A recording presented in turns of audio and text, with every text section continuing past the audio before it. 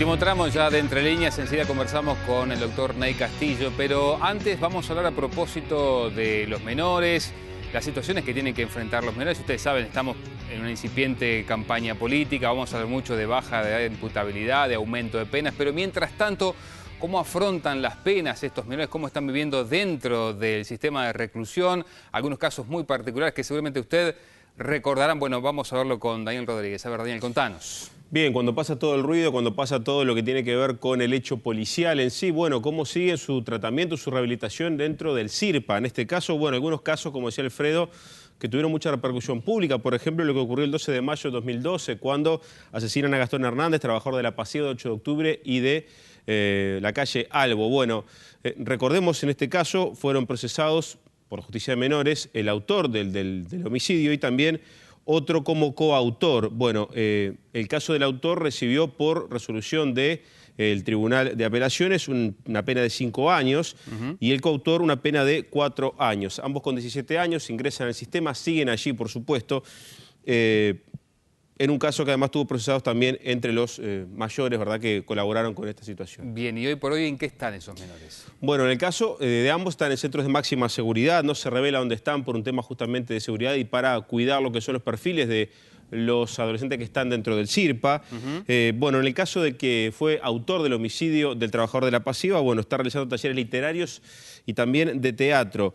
Y si bien todo apunta a que va a cumplir la pena completa de 5 años, se entiende que está comenzando un proceso de rehabilitación. Por otra parte, el coautor está terminando tercero de liceo, está estudiando y también hay una evaluación positiva en su caso. Acá hubo algunas versiones sobre algunas salidas transitorias de estos menores. Sí, esto fue desmentido públicamente por el presidente del CIRPA, Rubén Villaverde.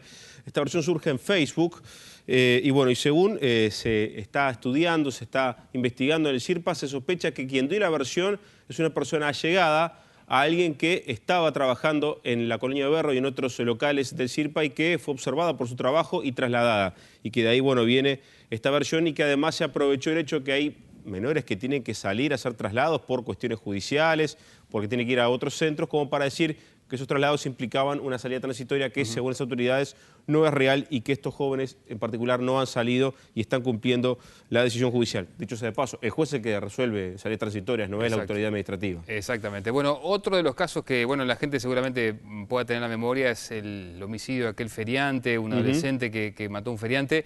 En este caso puntual, ¿cómo es la situación? Bueno, este caso es distinto. Hablamos del caso que ocurrió el 15 de junio de este año, cuando un menor y un mayor asaltan un local en una feria de Benito Riquetti y Reverindarte, en La Teja. Intentan raptar a Gonzalo Rodríguez y a su padre que estaban trabajando allí. Bueno, el primero fue asesinado por un menor de 15 años. Este adolescente tiene antecedentes, había repiñado junto a otras personas una carnicería, una joyería y una estación de servicio.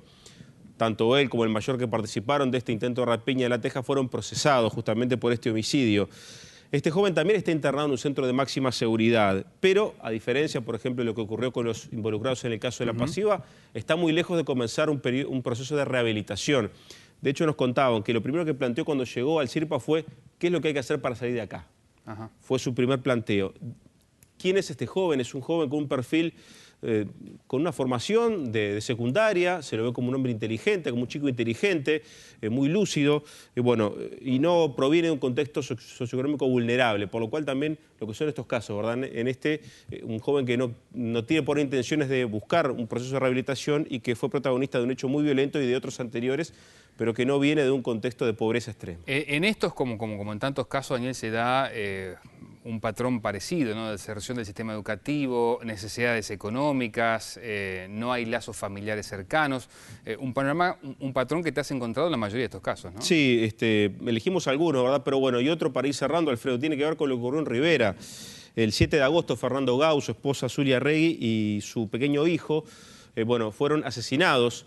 Esto por la concubina del hermano de Gau, que pretendía quedarse con la casa y un campo que eran bienes sucesorios de esta familia. Bueno, esta mujer armó todo esto a través de un conocido de 19 años a quien contactó y reclutó a 2 menores, uno de 17 y después a otro de 16 porque era más corpulento.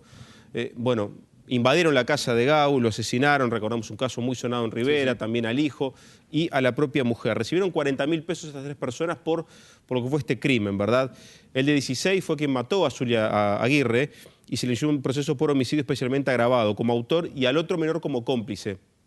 ¿Cuál es su situación ahora? Están en un hogar del CIRPA, en un centro lejos de Rivera, pero se ha preservado su historia personal justamente por lo que fue la violencia del caso para tratar de contenerlos y que no haya problemas de relacionamiento, ¿verdad?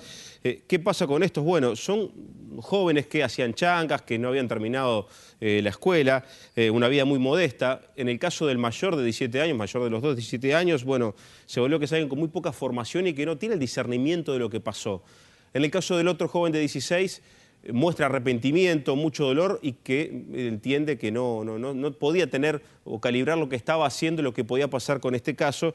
Y bueno, también se entiende que ahora se puede llegar a algún proceso de rehabilitación a partir del trabajo con estos jóvenes. Recordemos que el CIRPA ha trabajado mucho con convenios, con instituciones para reinsertarlos desde el punto de vista laboral, sin que dejen de estar justamente en centros de mayor o menor seguridad, pero que además de estudiar puedan comenzar a relacionarse a través del trabajo con otras personas y también buscar que esto sea un proceso de rehabilitación efectivo y eficiente para que no vuelvan más al sistema y obviamente cuando sean mayores no sigan delinquiendo.